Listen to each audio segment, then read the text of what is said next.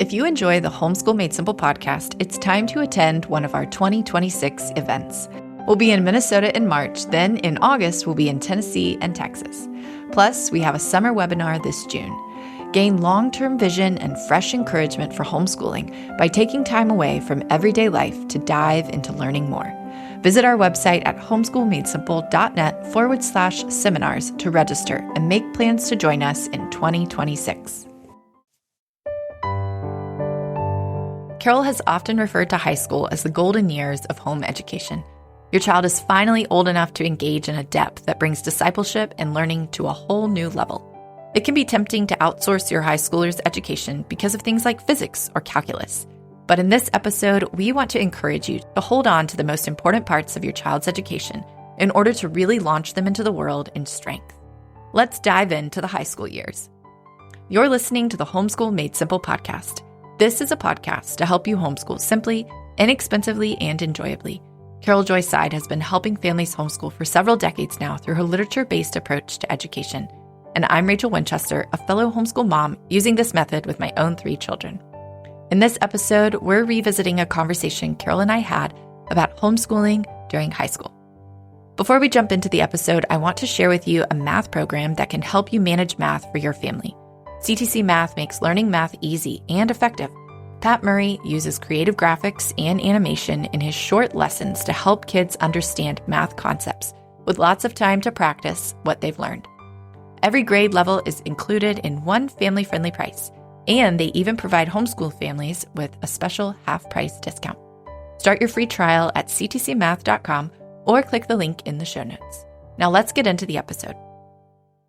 We've been doing a series about our philosophy of education here at Homeschool Made Simple. And so we started about the big picture of our philosophy in a nutshell. We've been making our way through all the different stages of a child's development, starting with preschool and then elementary, middle school. And now we're going to spend just a little bit of time talking about the high school years when a child is 15, 16, 17, 18 before they're leaving the house and launching into the world. And Carol, maybe you could share why you've always called these the golden years. Yeah, I think this is when, as parents, we reap the benefit of the way we've been raising and educating our children. This is the time where we go deep with curriculum and richness. You know, we're not doing Dick and Jane. We're reading Shakespeare and Dante. And it's also the time when relationally our kids become such a joy. This is when you have adult children, in a sense, to communicate with and have conversations with. And they're helping share the load of raising maybe some of the younger siblings. They're running your errands. They're dropping kids off at ballet and basketball practice. But most important, they're becoming friends to you intellectually and spiritually, where you can really do life and share with each other on a really rich, deep level. And all that you've done is now paying off. And it is just such a joy. I have had people tell me, I know kids have told me, lots of kids have told me, that their parents are their best friends. And then I've also had parents say to me that their kids are their favorite people. I know parents love their kids, but they don't always like their kids. And I think homeschooling really creates a mutual admiration and respect that is just beautiful. I see it everywhere I go. I see these homeschool teenagers and they are a delight and everybody wants a piece of them. Everyone wants them to work for them, marry their child, you know. It's really, this stuff, it produces some lovely fruit. So you'd say keep the kids home all the way through the high school years. Don't send them off in 9th grade to the public school or just anywhere, you know. I do think that people historically have exited stage left during high school. And I think that's really unfortunate because, as I said in the last section we did, I think this is the most important part if you had to choose a time to homeschool. College, I think, is when your theology makes up its mind. But high school is when you start making the decisions that will put you in the stream where you'll make up your mind. You know, I'm going to go to Beeson Divinity School, or no, I'm going to go to Cal State Fullerton, or, you know, whatever, and why. And these are where my mentors will be. at the right school, you'll have professors that will shape your destiny and your future forever. And I know if JJ were here, he would tell you that. And my daughter-in-law, Kristen, would also tell you that the teachers that they had in the different Christian schools that they attended shaped them and shaped their destiny. And now they are shaping other people's destinies as a result of those mentors. And so people are like, but it's, this school is more expensive and this, da, da, da, da, da. And I understand that. But how do you put a price tag on your children's spiritual future? Money is just one parameter as we make these college decisions, because very often the more expensive schools actually have much more aid available than like a state school does. And so we don't really worry about sticker price. We worry about, can I get a presidential scholarship? What is the work study possibilities for me here? All those things, grants. It can also give you more ownership and more intensity. Nobody ever flunked out of college who paid for it themselves. And so giving your kids that ownership, all that starts in high school. On the other hand, I think their senior year is kind of a waste of time. I have to say that. So I have no problem with you graduating them early and sending them to Bible college for their senior year. Don't quote me to the Bible colleges. But I do think that is a better use. A lot of times senior year is just a time of kicking back and riding around in convertibles. It's like, why? What a waste. I'd much rather see your child, go on a mercy ship and work, or go to YWAM, but particularly to study the word. A lot of those ministries, they're discipling kids, but they're not teaching them the word chapter by chapter, verse by verse, foundationally. And so at the Calvary Bible colleges, the kids go from Genesis to Revelation, every word of the Bible. They will have studied at least once, and in a lot of the books, more than once. That to me sets you up for a life of confidence biblically. You know what you believe and you know why you believe it. That's really important to me. And that's why if you can get a head start and go for your senior year, again, don't quote me, then you just do 1 year after that, then you get your 2-year associate's degree, and then you can go on to your 4-year school, major in whatever. I'm not worried about it, because you will know who you are in Christ at that point, and you'll be able to rightly divide the word of truth. Very often, even in Christian schools, you take maybe 1 or 2 classes. That is not a biblical foundation. That's cultural Christianity. You better know the word of God inside and out when the going gets rough, and it will.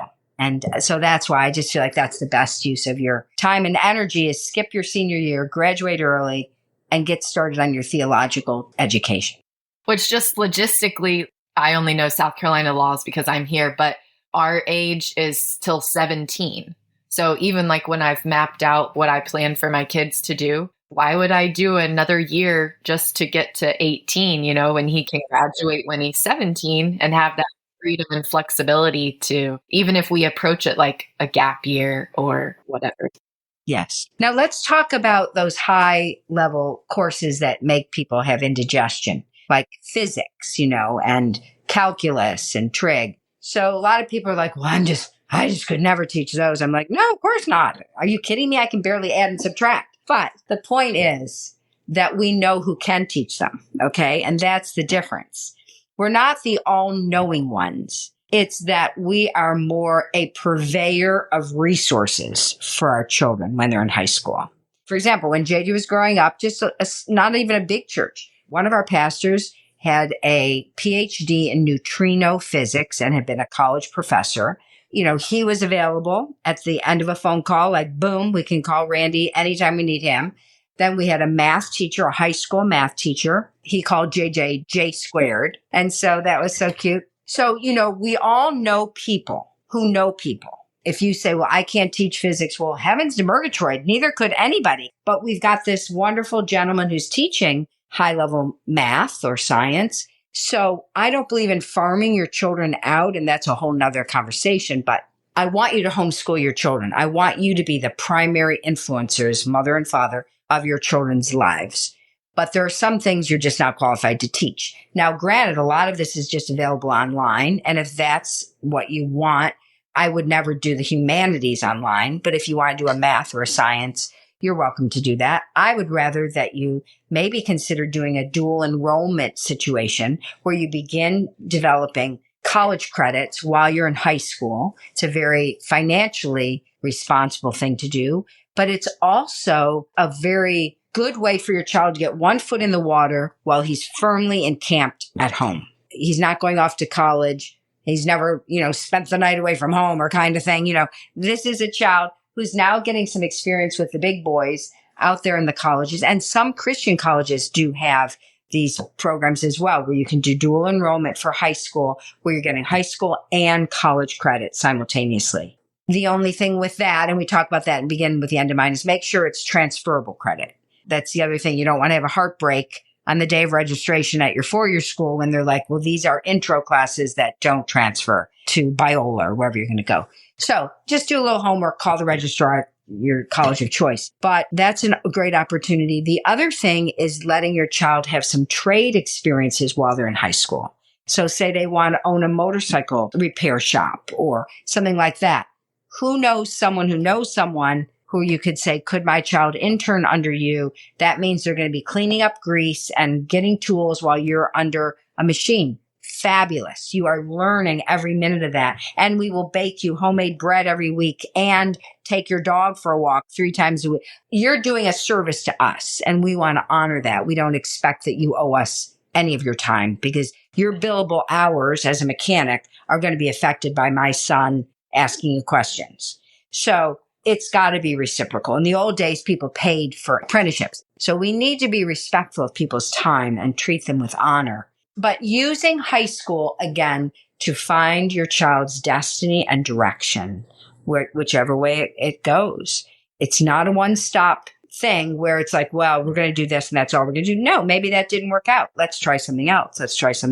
Using summers. That's a wonderful thing to take advantage of in high school as well. Working, volunteering, and apprenticing. And circling back to the Bible college thing, we want our kids to have a biblical worldview and be very biblically literate. For that reason, you've really crafted the whole history curriculum, around Francis Schaeffer's book, How Should We Then Live? So maybe talk about that, of just what's the vision for that? Because it's not just Bible college, but before you even leave the house, having that biblical worldview in mind. Do you want to get your kids into music lessons but don't want to add a commute to your schedule? Take commuting to music lessons off your to-do list this year and spend more time actually making music. At Voteberg Music Academy, you can learn to play piano, guitar, mandolin, ukulele, or violin and fiddle right in your own home. Rewind the tough parts, speed up your progress with bonus lessons in the video vault, and learn a new song every single week. My daughter had just started the piano lessons, and she is really loving it.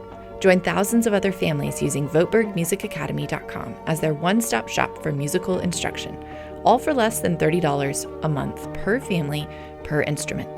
Use our code HOMESCHOOL20 and get 20% off every month you are enrolled at Voteberg Music Academy. Music should be for everyone, and learning has never been more efficient and fun. Now let's get back to the episode. So from the very beginning of me doing seminars, 35 or plus years ago, I determined that I was going to base my curriculum on Francis Schaeffer's book, How Should We Then Live, which is what I based JJ's education on.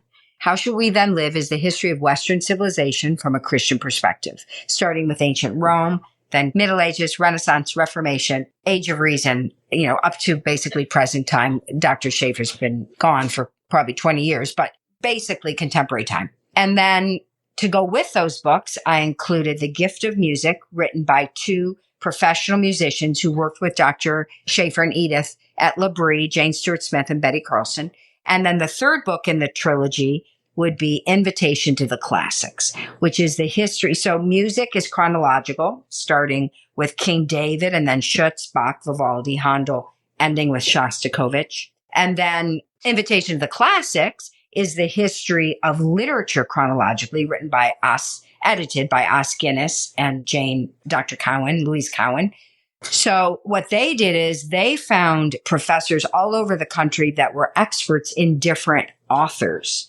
And they asked, Dr. Lundeen at Wheaton College to do several of the chapters, and, different professors that were respected and trusted in their fields. And they started, I believe, with Homer and ended with, I think, Solzhenitsyn. So again, chronologically through literature. So you have history of Western Civ, the history of music, the history of literature. And those 3 books, all L'Abri people, Os Guinness, discipled by Dr. Schaefer at L'Abri. So you have these 3 books that are the core of your child's education growing up. And I don't want you farming your child out for these things. I want you and them watching the videos, which are free. I think they're on YouTube and different places. So the How Should We Then Live videos, where Dr. Schaefer was on location all over Europe. His son, Frankie, who's a filmmaker, filmed him. So he's standing on a Roman road, or he's on scaffolding under the Sistine Chapel, or, whatever he's doing. He is on location and he's explaining what the worldview was behind this. The Sistine Chapel has all the prophets of Israel, he says. But then over here is something interesting, the Oracle of Delphi. What on earth is the Oracle of Delphi? Where'd she come from? Oh, well, she's this lady in ancient Greece that just stood over this fissure in the rock and the gas came up and she got kind of woozy and she'd say these semi-profound things. And they're putting her up there with Ezekiel and Jeremiah and Isaiah. What is missing in this picture? Well, because the church believed at that time and place that classical thought was on an equal footing with biblical thought, which is heresy. But yet that was the Renaissance. And so he's standing there, not just teaching you, but you're seeing these paintings and you're seeing the Sistine Chapel that the Pope paid for with the Oracle of Delphi on it. And so these are foundational books that will give your children the ability to stand when others fall, because it will give them that worldview based on reason and faith that will equip them when other kids are just like, well, I don't know, it's just what my pastor always said. It's like, well, that doesn't last. So again, that ownership, because we're to love God with our whole mind, and heart and strength. And so the life of the mind is integral in what we're accomplishing in high school and preparing our kids to think Christianly. Yeah, I read How Should We Then Live a few years ago. And when I read it, if I read this in high school, wow, this would be amazing. So I think it's awesome that these students get to do this. And I can't wait for my kids to be in high school too. So I say to families, just read 1 chapter that a semester. It's all it is. This is not easy reading. I understand that. But if you just read that 1 chapter, read it slowly outside of basketball practice with a highlighter, then read it again because you have no idea what he said. Read it a couple times and then watch the video with your children. And then read all the other easy books that I've given you on the pink sheets. Then at the end of the semester, read the chapter again with the kids out loud and watch the video. And it will make so much more sense and it will really equip them and it will last. Is there anything else you want to say as a final encouragement to parents in the high school years? I would just stay really close to your children, win their heart for the rest of their lives during high school. Don't be too busy and don't let them be too busy. And don't let other people raise your kids in high school. Stay very close to them. Stay close as a family. There's nothing wrong with, a high school science or math, but you're not doing this co-op-y thing where they just sleep at home and you call that homeschool. That is not homeschool. You need to keep your hand on the pulse of your children's life during those years. It is essential. And don't give up your authority and your influence, because once they leave home, that influence will imprint them for life if you've really gotten it in their clay. David Arroyo, one of my board members whose sons have gone to Oxford, Cornell, Stanford, all full rides. He is a Rhodes Scholar. He told me, and his kids have told me, A, that their parents are their very best friends. And B, they've told me that they talk to their children every single day. When Vidal was at Oxford, he said they had this plan on our phone bill that you paid whatever it was. It was like $15 or something. And you could have unlimited internet. And he said, we milked that. We talked to Vidal every day.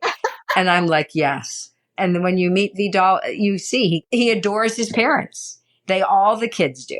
and they adore their siblings as well as their parents. And those kids are not smoking pot behind the tool shed because they have that foundation in Christ. And they said, your parents, you guys just love each other. You like hang out together. You do stuff together.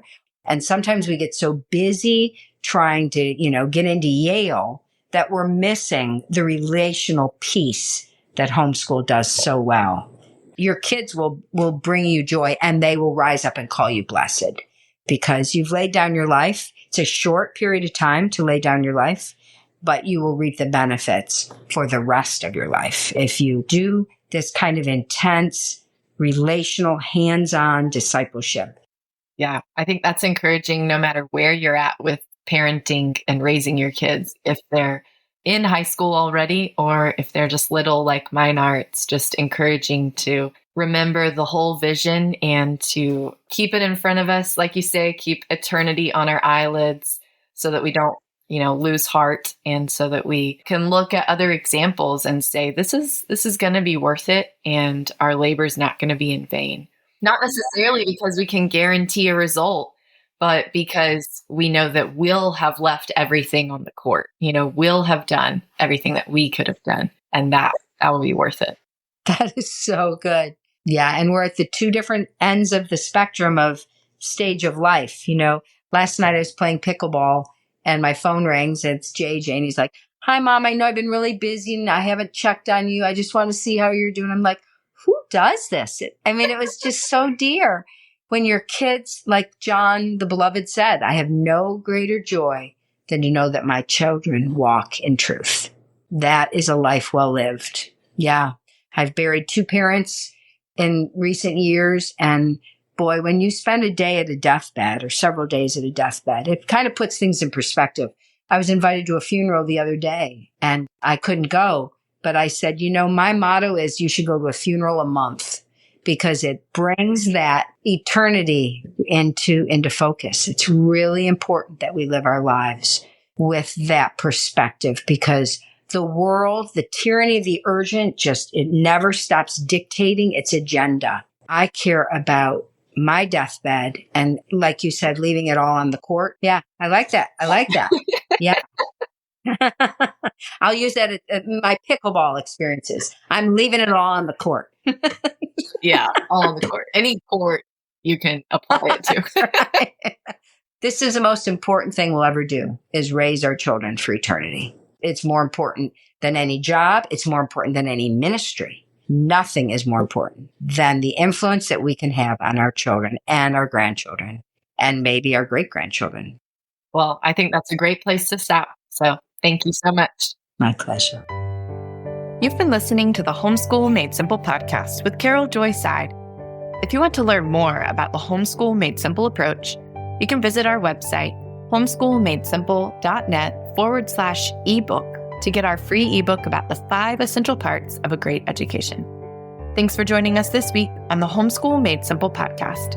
Be sure to join us next time as we help you homeschool simply, inexpensively, and enjoyably. Blessings.